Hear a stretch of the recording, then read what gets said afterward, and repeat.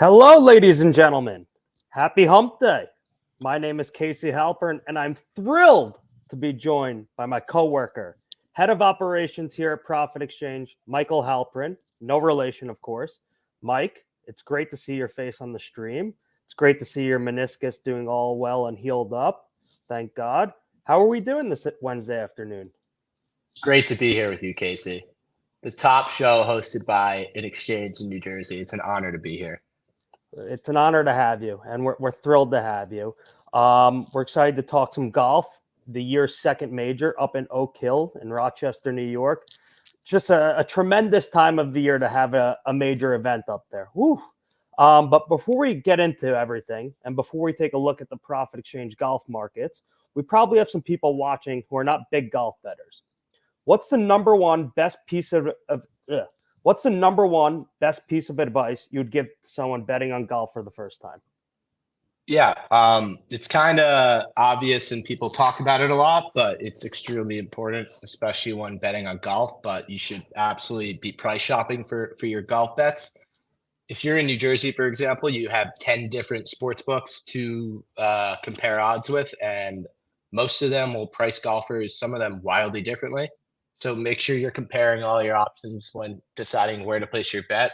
For example, right now, if you're placing a $100 bet on Patrick Cantlay, for example, the price difference on FanDuel and like DraftKings is worth $300. So that's a $300 difference on the payout on the back end. And when you're adding up all your profit and loss at the end of the year, every little bit of EV counts. So you want to make sure you're getting the best price on each possible bet you're making. At the end of the year, you'll see those dollars add up. So I can't stress it enough. You'll find yourself doing much better if you just take 5 minutes to scan through your options when you decide on which golfer you might want to put some money on. That's a good piece of advice. I'm going to listen to you. I'm going to try and be a golf sharp moving forward, but we all know that's probably not likely going to happen.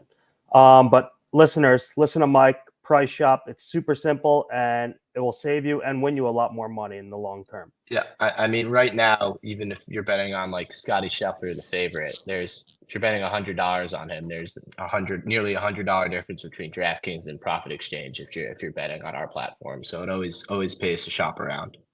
Always pays to shop around. Does your approach to betting on golf change during major tournaments compared to just like the weekly ones?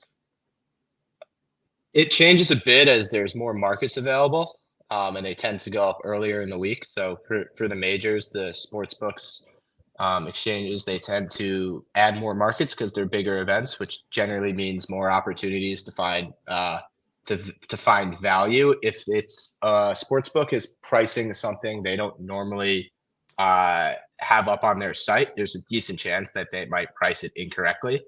And if you scan through enough of them and get comfortable with where the market should be, it's actually pretty easy to find some off prices on major weeks. So I try to be a little more prepared for major weeks. Try to be aware of who's in the field, where everyone should be, and just where generally books are in the market is pricing certain golfers. I guess one of the big differences is you have prices up year round for these events. So you could kind of generally have a good idea of where someone might be going off. So if you want to buy low on somebody and you think once the market settles in that they might jump up, once people actually do some analysis on the event, you might want to get it before. So the only thing that changes is just more energy on my part, just because there's more to look at. Makes sense. Which is your favorite major to bet on? Probably the Masters, just because there's less golfers in the field, which tends to, I mean, anytime you have a tournament that has some oddity in the rules or the field size, it seems to be that whoever is pricing it up on a sports book sometimes tends to forget that rule change affects a lot of different markets. So you could find a lot of value on weirder markets. So the Masters is great. Also, it's the first major of the year, so there's a lot of excitement. I find myself, and I think most people are not quite as excited for this week for whatever reason. And I mean, that just might be because the PGA doesn't really have an identity, but it's hard to beat the Masters. Yeah. I mean, first major of the year, it's the Masters. It's probably my favorite major to watch. So I don't fault you for saying that. Let's shift gears a little and move towards the markets we offer on Profit Exchange. Can you tell the listeners that the beauty of Profit is that there are two-way markets for everything we offer? Can you explain to the audience why that's so important for golf? Yeah, and two-way markets are great in general, not just for golf, but all market or really all sports because they kind of prevent the sports books from taking advantage of the better. If you have a two-way market, you have the opportunity to bet both sides of the outcome. So if something is priced off, but it's not in your favor on a one-way market, you don't have the opportunity to bet against it. If a book just posts one side, it's easily for them to hide the vig juice, their edge in that market, and it's easy for a casual or recreational bettor to not realize they're betting into extremely unfair odds. So I guess we'll use an example for golf. Let's say Tiger happened to be playing this week, and a traditional sports book like FanDuel or DraftKings or Barstool or MGM was offering a one-way market on him to finish in the top 10. I guess the true odds for something like that probably between 10 and 20 to 1, but a sports book might think they could get away with posting it closer to 5 to 1 just because it's Tiger Woods and there's excitement around that player. But if you have to post the no side of things, it's harder to essentially hide the vig because they're not going to post they're not going to post plus 500 minus 750 because every sharp player will come in and limit bet that minus 750 because it's advantageous for themselves. They would post plus 500 and then minus 2,500, and then it's incredibly obvious that there's a huge spread, and it's extremely unfair to the players, so they'll make the price more fair. So whenever you see a two-way market, you can be more confident in the pricing and be more confident in essentially how fair the sports book is being, because you could essentially calculate the over-round of the market yourself and determine what type of hold you're betting into. So more fairness, transparency, more competitive odds makes a ton of sense to me. We're offering 5 markets right now on Profit Exchange, and all of them are really well priced. I think Scotty and Rom are the actual best prices in the world currently, if you want to back either of those. And obviously the beauty of it is you can bet against all of the golfers we offer. What's your favorite play right now on the Profit board, if you had to pick one? Yeah, it probably has to be Scotty. You can get it right now at 8 to 1. There were some players on our site who got plus 820 earlier in the week. I'm more pro Scotty this tournament compared to Rob. I think Rob sometimes is a bit inaccurate off the tee, and by all accounts, the course is going to punish inaccuracy more than maybe some of the courses that Rahm has won on earlier in this year, the Masters being one of them. It's not nearly as penal if you miss the fairway compared to what we're hearing about Oak Hill.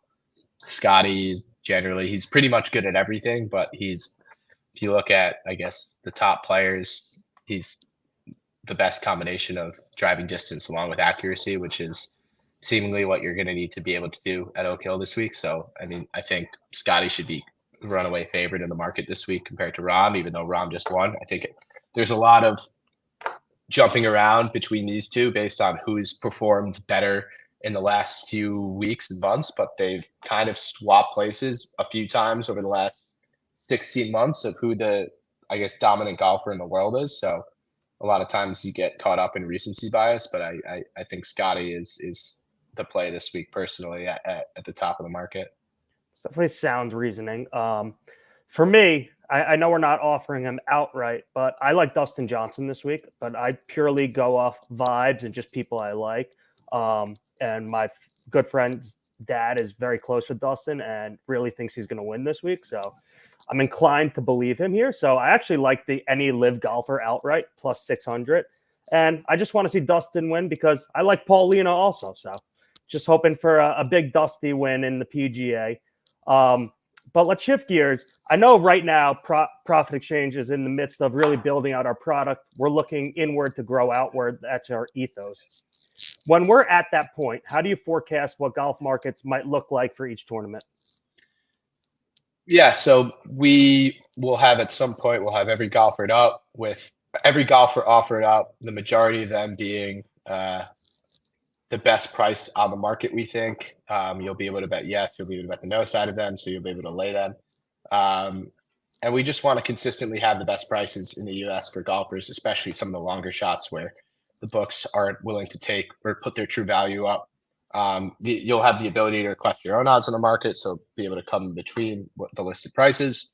And then you'll also have an exposure calculator calculating your best case and worst case positions live, so that your wallet's updating in real time based on your position. So if you bet on Scotty and DJ, for example, and then you are laying, I don't know, Xander, Cantlay, and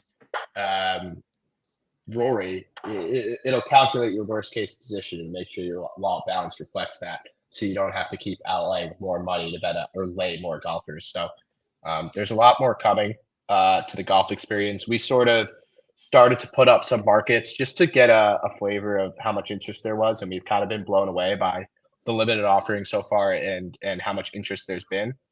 We all love golf here, so we're gonna keep working on improving the product and improving the UX of betting golf on Profit Exchange. It's one of, I think, the sports that can be disrupted most by an exchange here in New Jersey. Also, one of the beautiful things about Profit Exchange is we are a customer first company. So if people have ideas of stuff they might want to see, reach out to our customer service team, reach out to our VIP team, reach out to myself or Casey, and send us your ideas. We've implemented a lot of suggestions that have come from customers.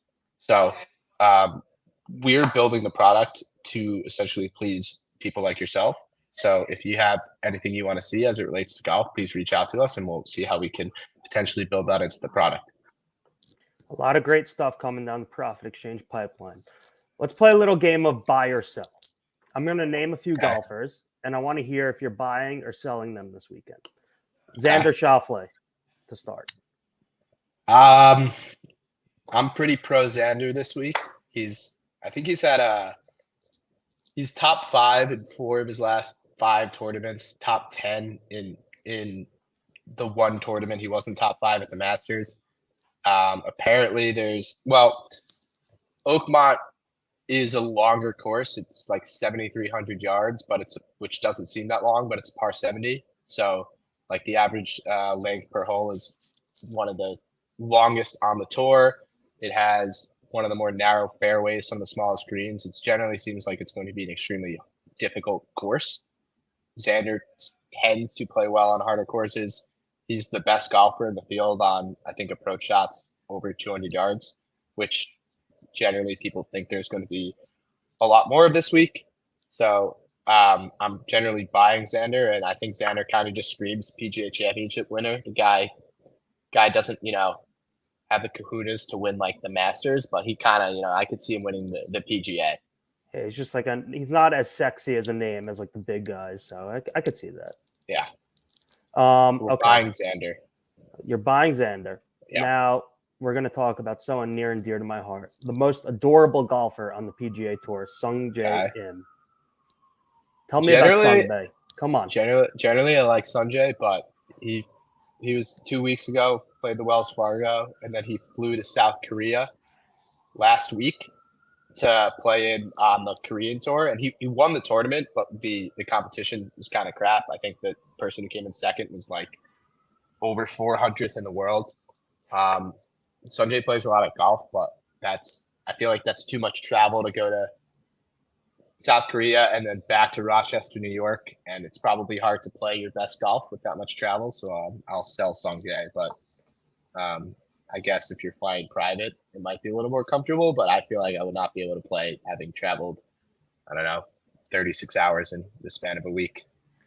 It's definitely tough. Okay. 2020 PGA Championship winner Colin Morikawa. Buying or selling? I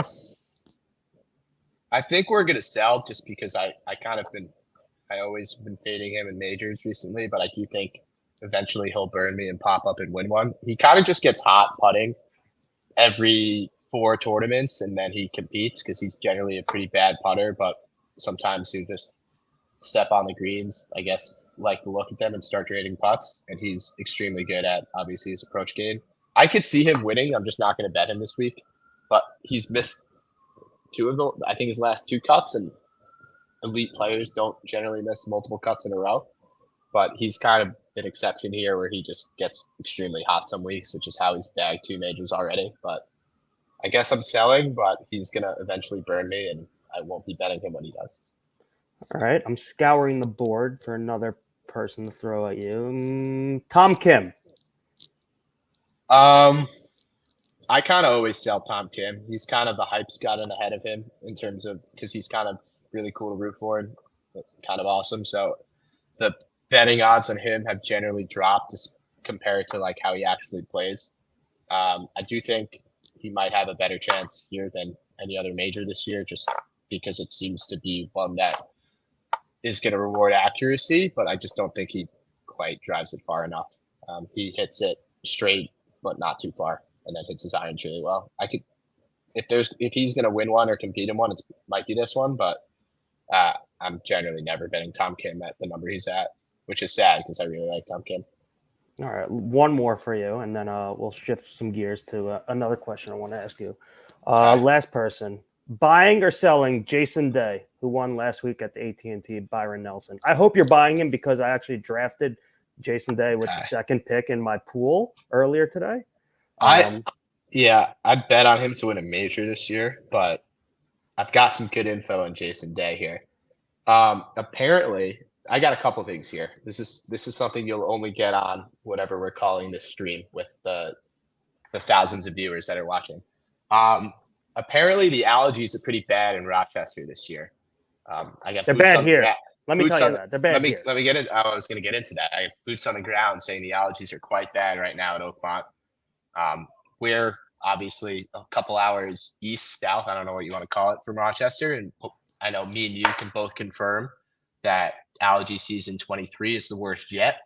And Jason Day, if you recall at the match play about a month ago, almost dropped out because his allergies were so bad in Austin. So if he can't deal with the allergies there, I kind of think he's going to struggle with the allergies in Rochester this week. And then you got to factor in that Jason Day is notoriously fickle with his health. So I'm kind of selling. He also said he's stepping on the course tomorrow, having not played it once because he won the Byron Nelson. So he had to deal with, I guess, all of the obligations that come with winning that tournament. So he has not practiced once on the course. So he'll win the Open this year. He probably won't win Oakmont, but I hope he does. That's reassuring. I'm starting to tear up, and I'm not sure if it's the pollen or it's because I'm a schmuck and did little to no research before I drafted. Great. Moving on. For those of you who are watching who do not know, Mike is also our in-house meteorologist. Are you concerned about the fluctuation in temperature this weekend in Rochester? Murmurs of a frost delay tomorrow? Not great. I mean, they're from what sense? Like betting sense or them playing sense? Just both. You didn't give me a heads up. We were going to talk weather. I think it doesn't really matter. It's going to be cold both Thursday and Friday morning, and there's enough sunlight that they can just finish and starting an hour too late. So it's going to suck for the morning waves, I think, regardless. I don't really think there's necessarily going to be a weather advantage because sometimes I would look at this and bet against all these people teeing off in the morning, but they can just easily do a frost delay. All of a sudden, you're screwed with them getting more favorable tee times, less windy conditions. It doesn't really look like weather is going to do a ton in terms of a wave split this week, but I think you could potentially see on Saturday and Sunday if it's. I haven't 100% checked, but if it's still 40 degrees at 8 in the morning on Saturday and Sunday, and they're making the guys behind the leaders go off early, and it's possible you could see that some more separation there. But I think the wind's supposed to pick up on Saturday and Sunday afternoon, so that should even it out. But yeah, frost delay probably, but if they can finish. It won't really. I don't think it'll affect the tournament all that much. All right. Well, hopefully sounds miserable to play, and to be quite honest. I mean, I hate playing in the freezing cold, so I feel for them. I do have a bonus play for you. Let's hear it. If you could find tournament score -8 or worse The players really started to complain this morning. Zach Johnson specifically, saying they completely lost the course already, and it's too hard, and that it's the hardest course they've ever played. So if you can find tournament score -8 or worse for the winner, I'm playing that, and I'm also, I think, going to play the cut line being over 143.5 or 144.5 at lower odds. Generally, it seems like it's going to be really hard, which The I course kind of might think, win. but they kind of say that every year. But if at least the PGA has been consistent the last couple of years with the winner being around -5, -6, and I don't know why this would, if they're setting it up the same way, I would have to imagine this would be at best -6, but more likely a little lower, especially with the colder temperatures. So I don't know. That's kind of a huge play for me this week. Okay. Last but not least, who's winning at Oak Hill? In terms of like, I mean, the most likely person to win is Scotty, but like I like Scotty at 800 on Profit Exchange right now. I actually think that's a value play. Generally, like the next group, pro Xander, pro Cantlay. Value right here. I'll give you some long shots as well. Like some top fives. I like Russ Henley. I like Denny McCarthy. I've kind of been consistently putting money in Kuchar. And then my dark horse, where you kind of just have to ignore some of the data, is Aaron Wise, back from a mental health break. He was a top 30-ish golfer last year. Started playing some terrible golf this year. Took a month or so off to focus on his mental, and then returned last week and was, I guess, less terrible than he usually is. I mean, he's like 600 to 1 right now. So I don't know. It's a long shot that he returns to the Aaron Wise of last year and maybe competes for a day or two before eventually falling back because he's Aaron Wise. But I don't know. It's a good sweat. That's my long shot play at this point is Aaron Wise 600 to 1. I like that. He's burned me, I think, one too many times. So I don't know if I'm going to ride, but at 600 to 1, I might have to dabble. But it's a fun sweat. Right. Word on the street is you're going to go play 9 holes later this afternoon and night. What are you anticipating out there? Give me a prediction. It's gusty here in Hoboken. I'm anticipating a tough round at Skyway. It looks like we're getting a good wind direction, maybe to potentially maybe reach the par 5 and 2, which is like a 1 in 100 chance for me. Or we'll see. I mean, we have a good group of mid teens to high teens handicaps. Could be a lot of hacking, or it could be essentially what's the term of a rising tide lifts all boats. Maybe we'll all play well and lift each other up, but more likely Skyway will destroy us today with like the 30-mile-per-hour winds. Should be a good time. Okay. Well, I hope you enjoy the round. I hope you go low. Hit them straight for me. Mike, thank you for doing this. Had a blast getting the chat on the stream and out of the office. Always great to see you out of the office. What do you have to plug, if anything, aside from getting the best action at Profit Exchange? I got nothing else to plug. Follow me at not Mike Halperin, a new passion project of mine, my personal Twitter. Give me a follow there. We're trying to break 30 by the end of May 2023. Let's call that the goal. 30 followers, baby steps, crawl, walk, run. That's it. You heard the man. Appreciate you doing this, everyone. Hope you have a great day. Get your money down on Profit Exchange. The best odds on Scotty Scheffler and Jon Rahm in the world right now if you're betting on either of those guys to win. Mike, appreciate you doing this. We'll chat later.